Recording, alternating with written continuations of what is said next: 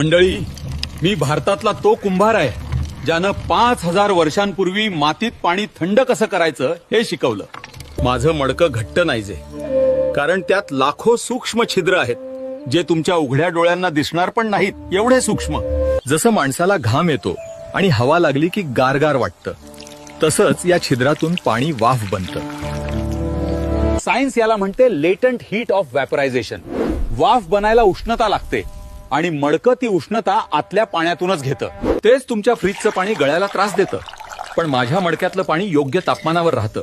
माती पीएच संतुलन ठेवते, ऍसिडिटी होऊ देत नाही। हडप्पा संस्कृतीपासून आजपर्यंत मी प्रत्येक घरातला डॉक्टर होतो, तरी पण मंडळी फ्रीजला माझ्यापेक्षा वरचा दर्जा मिळतो। पण आज तुम्ही माझ्या मडक्याला विसरत चाललात। जाऊ द्या, सोडा मंडळी। पुढचा व्हिडिओ कोणत्या टॉपिकवर बनवायचा ते कमेंटमध्ये सांगा। Like and subscribe.